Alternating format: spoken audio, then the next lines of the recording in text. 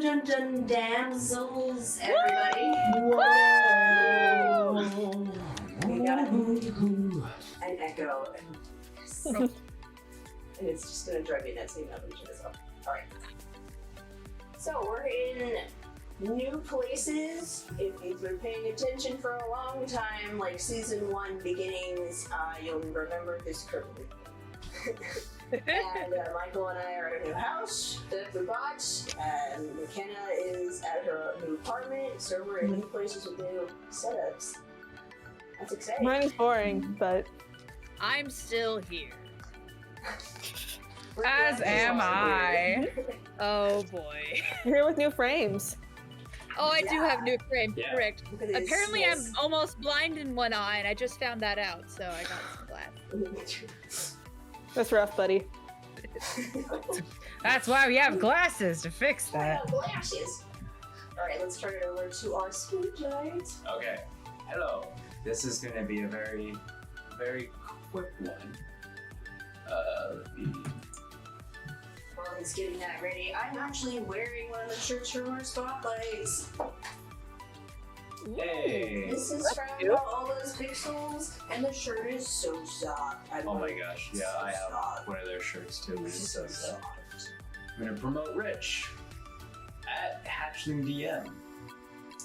They have a Kickstarter that they're about to launch in February called, I think it's Over Isles. Okay, yeah.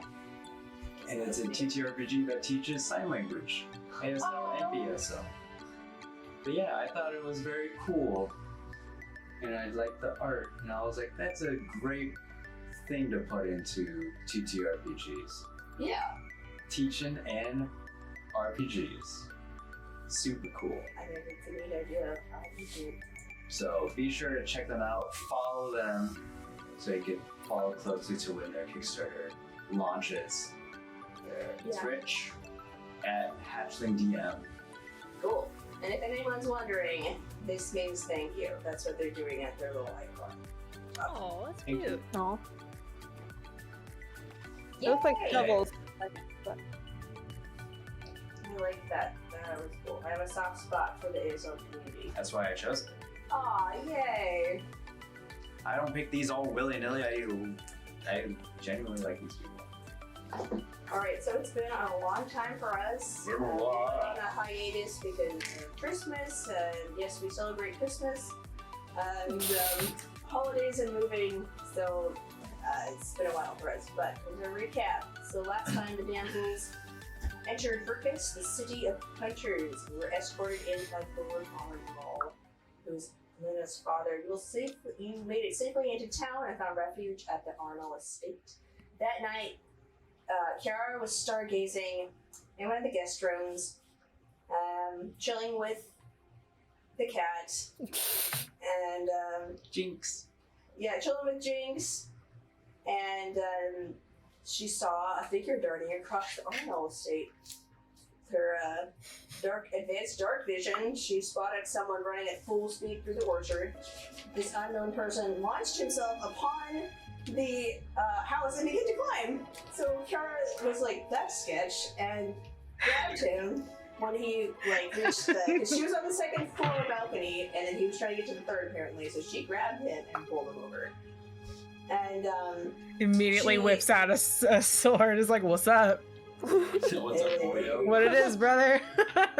Oh, I greet everyone this way. I greet everyone this way. Okay, I'm actually gonna move my readings to over here. So. This unknown person. Okay, so Ciara sees the culprit and held him at sword point and demanded to know who he was and what he was doing. He was a peculiar person as he appeared to be half drow. And after a tense conversation, she found out that this was Glock, Luna's boyfriend. Turns out that he often sneaks through the window because Luna's father, Mark, isn't overjoyed at the romantic couple. So, Ciara decides to let Glock go and goes about her evening. The next morning, Luna introduces everyone to him, and he shyly acknowledges everyone there. You are informed that Jade, Luna's mother, was called to the trial concerning Ciara, so she is away. And then following breakfast, Luna, her father, and grandmother go into the tomb of their ancestors to seek help for Luna's lycanthropy. So, you, after falling into the trance, Luna you enter another vision. Just gonna turn the music for me a little bit, because it helps. Okay. You see Ciara, who is one of your great-grandmothers, a couple generations back, and her husband Afton. They explained that the werewolf curse feeds upon the weakness of mortal hearts, and therefore must be made anew.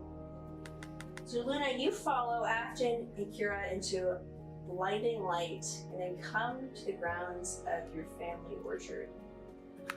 You recognize the ground, but only see a few active trees, because by your time, the orchard had grown a lot more.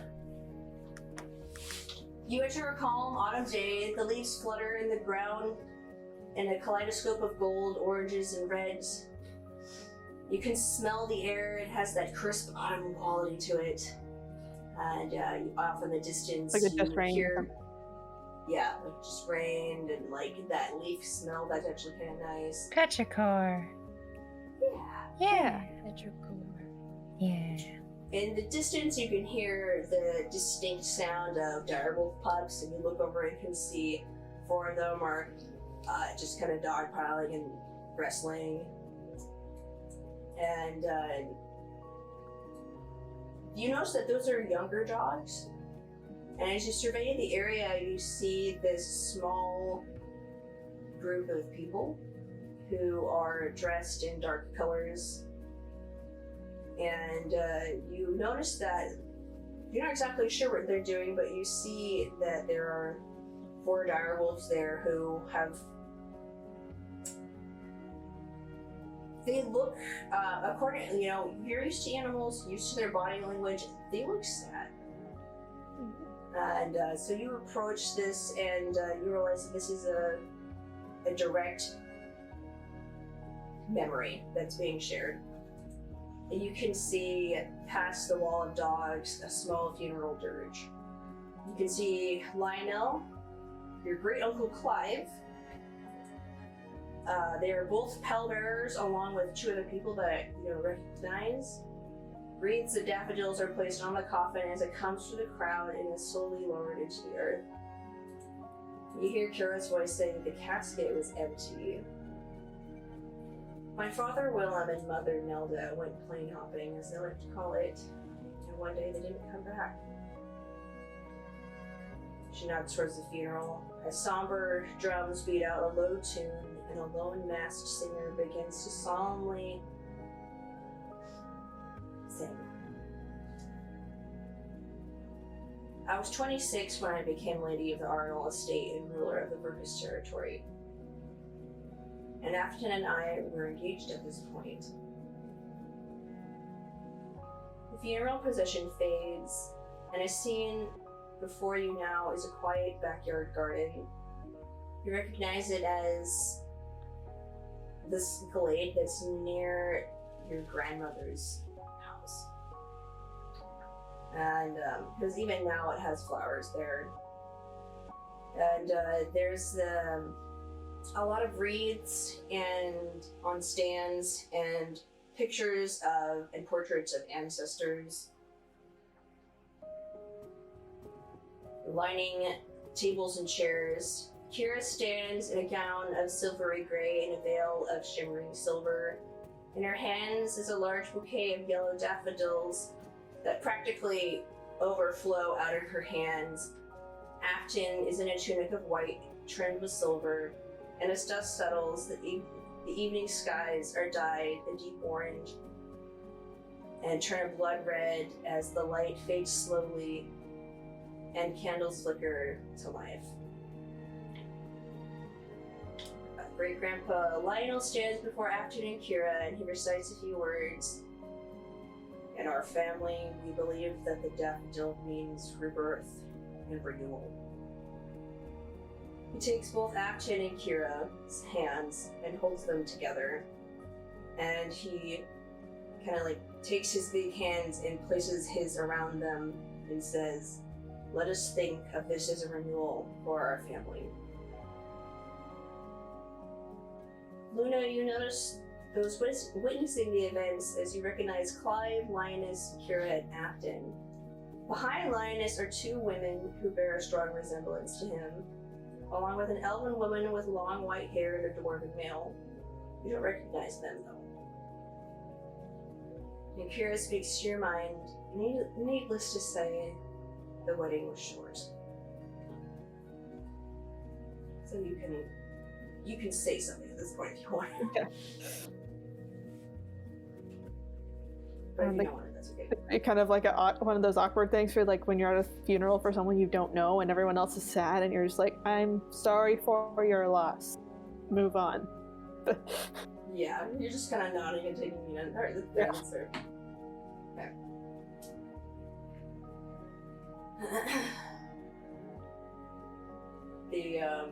And then Ciara will mention to you that the women behind Lioness are his two sisters,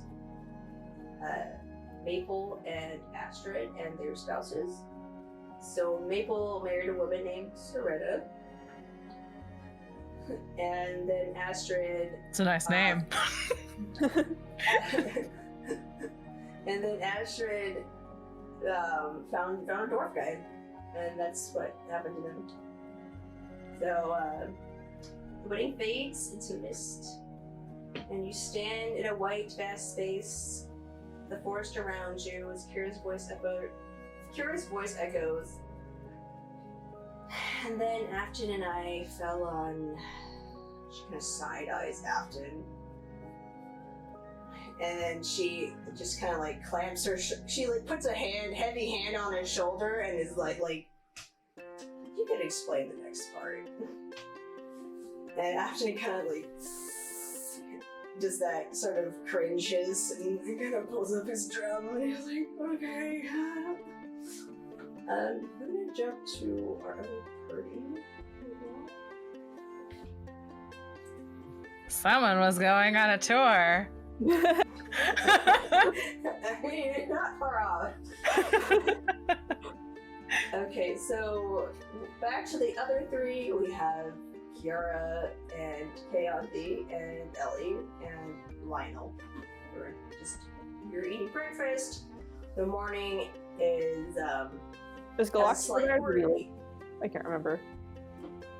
Oh, he's there. Yeah, he's there. Yeah.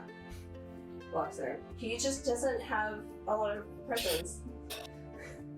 He likes being a wallflower. He's having a good time. Just don't stare at him too hard, otherwise he feels he's not doing his job as a rogue. I mean, he's the most roguey of rangers I've ever seen. So. He's a rogue juror? A ranger? Ooh, a rogue? It's like his passive stealth is insane. I'm just who are you?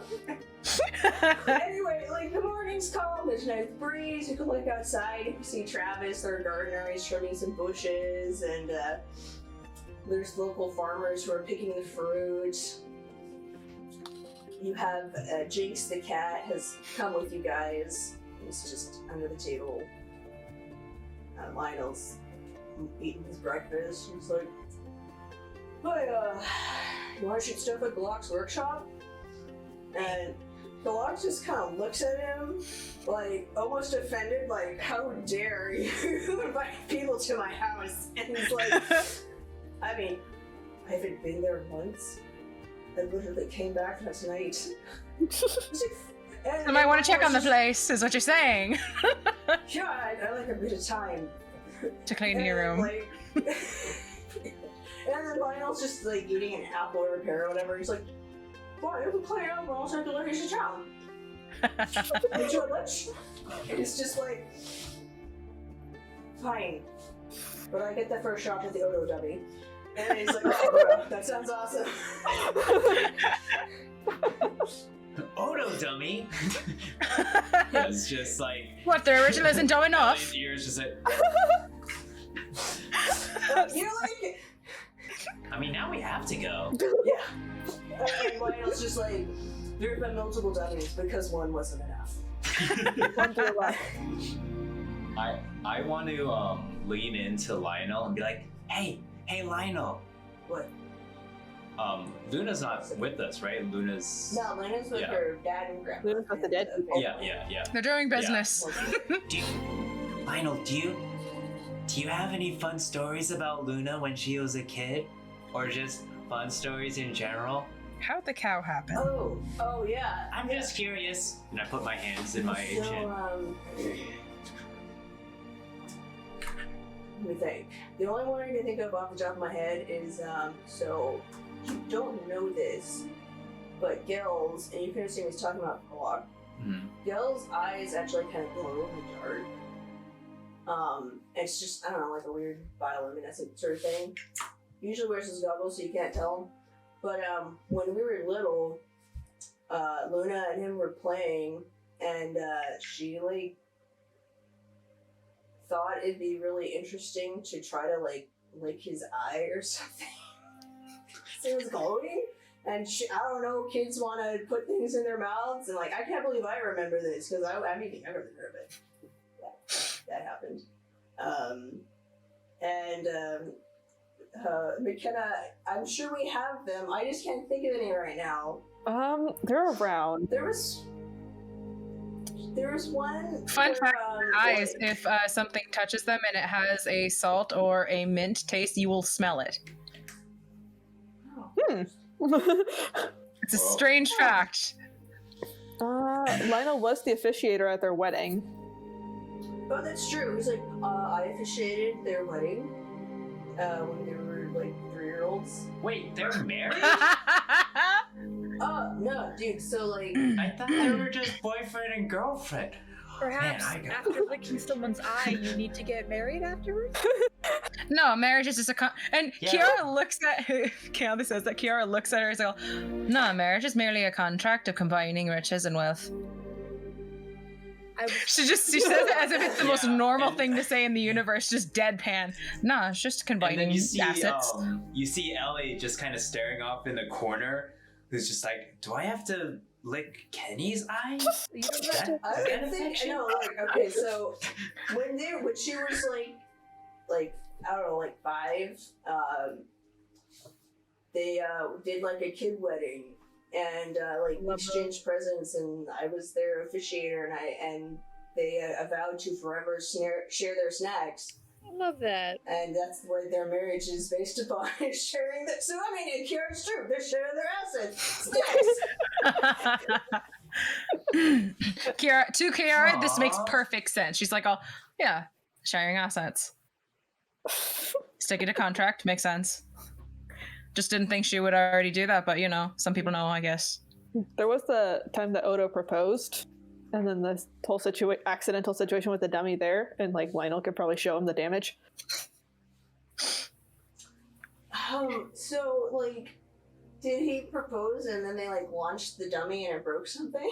It was like he proposed, she turned him down, and he was being a butt about it, and so then her family started running him out, and then Glock, just when he first made that dummy, had put some gunpowder in the middle of it and didn't tell anyone, and then Lionel lit it on fire, and then like as Odo was running away, they like threw it after him and it blew up. Oh. Yeah. So we're kind of intensely protective of Luna, and y'all, do you know about Odo? It kind of like cringes. Ciara gives like her expression sort of falls. He's like, yeah. And he's like, all the humor's gone. I vibe with you right now. So, brows sink down. It's like, yeah. Yeah, he's literally the worst. Yeah. So, he got this idea that proposing to Luna was like the best idea ever. I mean, she turned it down. Yeah. And, he was just not taking it. He wouldn't leave her alone. So, what we did is we chased him out of town, and we made a dummy of him. Glock didn't mention to anyone that there was gunpowder in it or flammable stuff. And so when I lit it on fire and threw it at him, it kind of blew up. And that's why he's like, you know how you like enter into town and there's these two big trees, like, and then like if you look at the backside of the sign, there's like the big scorch mark. It's for me. Oh. Yeah. Quite a happy send-off. Why would you make a dummy explode? Because they can't do it to the real one, Ellie. Yeah. Oh. Yeah. That's that, yeah. I mean, Odo's scum, but we can't, just kill him if we want to. Ciara gives him this curious That checks look out. like, I don't think you and I have similar views on that being a possibility. She just like stares at him like, I mean, it's definitely possible. We have the ability to do it, but I don't think the fallout would be wise. Yeah, her dad almost left them. she stares like, oh. 'Tis the fallout that everyone doesn't want, wants to avoid. I understand now. I understand everything. And it's just the weight leaves her. She's like, oh, that's why. That makes sense. He can comfort them by telling them about the extermination order, which is now expired, but The restraining order? no, the extermination order. Or like, if for a year or so. it would- Oh, yeah. So, well, our dad did put up if Odo set foot on Viriks grounds, that he would be executed on the spot. So he's been promptly, he probably escorted himself away and hasn't set foot on our grounds for like 3 years. Oh, 3 that- years? That's a relief. No, Yeah. only like 2, because it was her 17th birthday. Okay. So like 2.5 years. So,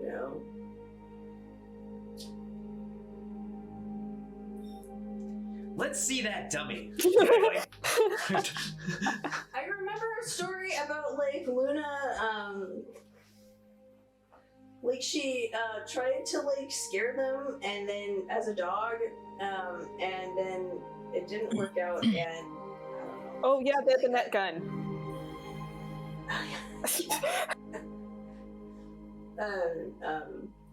Something happened with the net gun that did not work out in Yeah. his favor.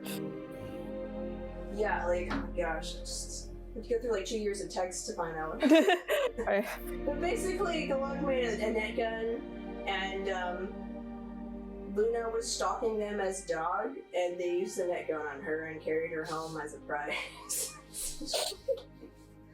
She was pretty embarrassed.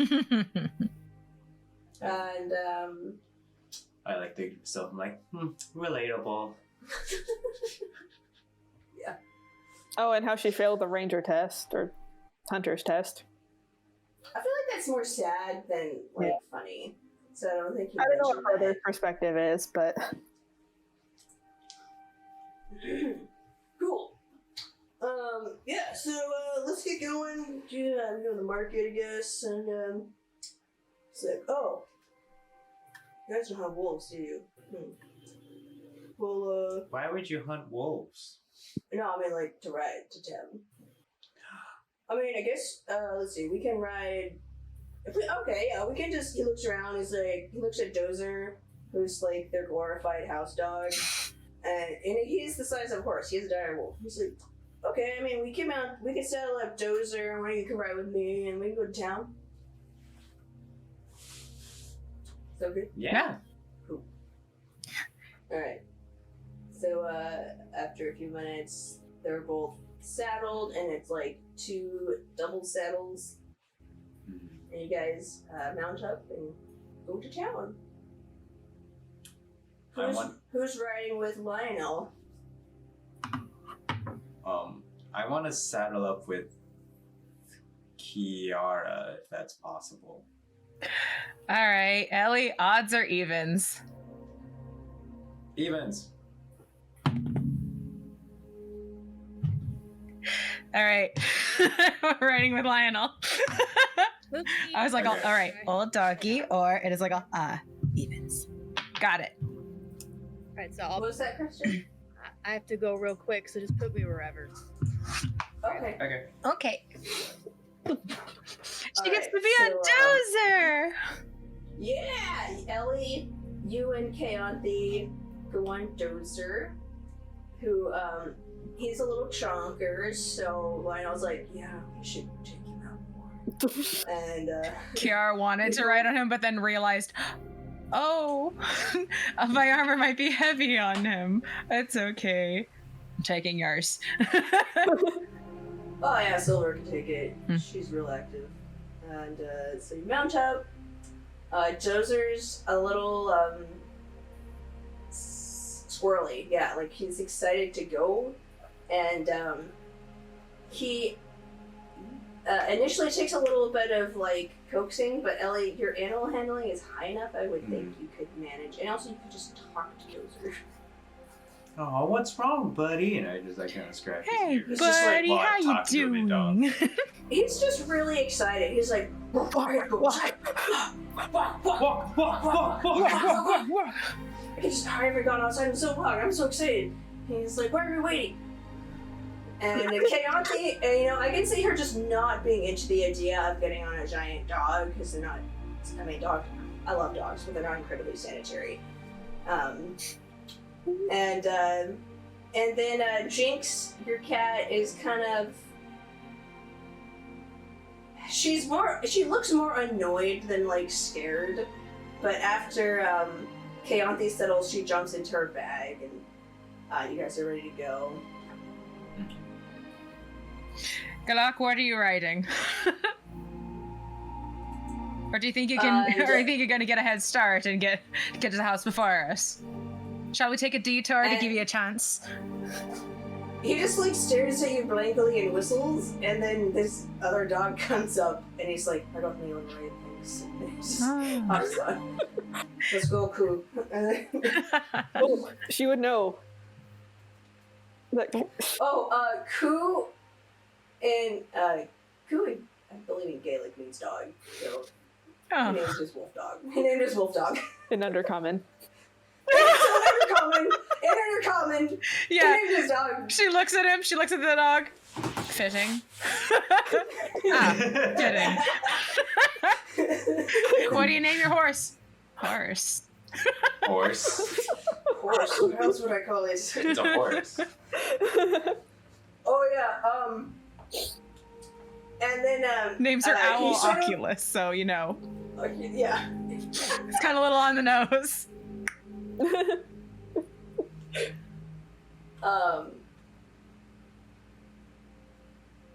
So okay, I got it. All right. So this is he comes up to you for a minute, and he says, Ciara, you see, you get that notion that like he's not super great with people, and he's like, I'm glad Luna's got you as a friend. And also, he like pulls out this piece of paper and hands it to you, and he says, if you don't mind, this is my essay on the silk cord. And you know that as a drow in drow culture, so like Mckenna and I came up with this weird idea, and it makes sense to us. Not weird. Roll but, like, it. Be strong in it.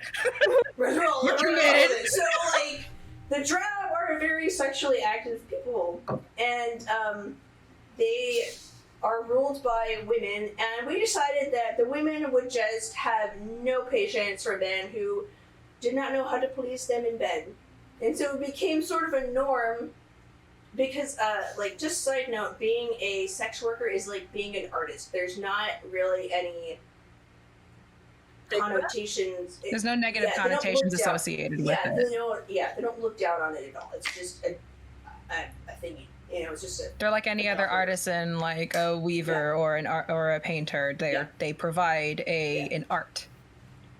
Yeah, and so it's pretty common to hire a courtesan to teach you the ways of the bedroom, and it's called the silk cord. And so he sometime, I mean, you gather that what he handed you was an essay on how to, the mechanics of pleasing a woman, and he's just like, because you're another drow woman, I feel like your opinion would be appreciated. And he's just like, I'm gonna go.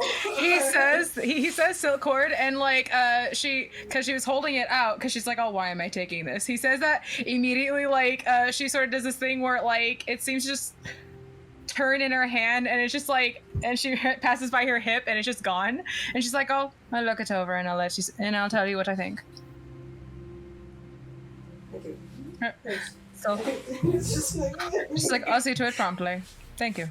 It's just like, oh, right, got it. Business as usual. Wolf named dog. Oh, Silkcord. All right. Gotcha. Yeah. Of course. Got it. I'm on it. Gotcha. Perfectly normal. All right. So you Can I- ride off with Lionel on the lead. While we're riding, can I do a scene with Ciara? Yeah, you can ride side by side. Lionel's just. Yeah, so Sure. I'll like lean towards Ciara and be like, so have you been married before? You seem to know a lot about marriage. No. And she's like, oh, never been married. She's like, oh, no, I've never been married. It's really a matter of arrangement, and there was just really no time for the arrangement because I was working more on my martial skills. It would have been the next stop were I still there, but but no. Oh. She sort of like she's holding on to like the pommel of the saddle is like the little thingy, or is that at the very front? The horn. Yeah, the horn. Yeah, the saddle horn. Yeah, and she just sort of like she seems to like get a little bit like darker blue around her cheeks for a moment. She's like, oh, it would have been in the makes where I in the making for it. Why? So why for? I've just never heard marriage described that way. I mean, when my mom and dad told me about marriage, they just said that they loved each other a lot, decided to get married. Ciara is confused at that. She is just like, maybe that was part of the contract. She's like, oh, maybe that was part of their contract. It isn't a necessity. So it's not a necessity in marriage. And she sort of like has this little pause. Might just be a topsider thing. They're not drow, so might just be a topsider thing. No. Or maybe a them thing. They're human, yeah? Yeah. Yeah, could be. Yeah, you met them. Yeah. Cause she's like she's reflecting like, oh, they're not drow, they're not elves. It's and she's like, oh yeah, no. That's probably just human. It's likely a human thing. I mean, human, big village, different things going on for humans. Has no idea. This is a blanket assumption. She has no idea. How vocal are you being? I mean, you can't be. I mean, Lionel's literally like right next to you guys. Yeah. He's likely hearing it, and she's saying it very they're matter right of next to factly. So, of course, to be heard as they're going along. Are they running, or are they like at a walk? Because if they're at a walk, then she's Probably kind at, of like, like a walk. Yeah, probably to walk for the Yeah, it's like a comfort. trot. yeah. So she's probably just like. She's not yelling, so because she doesn't have to be like, oh yeah, there's dust and we're just running and there's trees and there's wind. No, she's just. So she's likely talking at a pretty an even tone. So it's just not terribly loud, but if anyone is leaning their ears towards it, they're definitely gonna hear it. Most likely, Lionel can hear everything, unless he's like, wow, man. That's like a beautiful cloud up there. Hi, this is Tiffany, your DM. Thank you for watching Dungeon Damsels. This is not the end of the session, so please stay tuned for the next part. We update on Tuesdays and Saturdays at 5 p.m. Pacific Standard Time. If you're interested in supporting us more, please push the subscribe button, like, or comment. We also have a Patreon, wink wink nudge nudge, and our show is in podcast form. You can find us on Apple Podcast, Google Podcast, Podbean, Spotify, and plenty of other podcast platforms. Thanks, we hope to hear from you soon.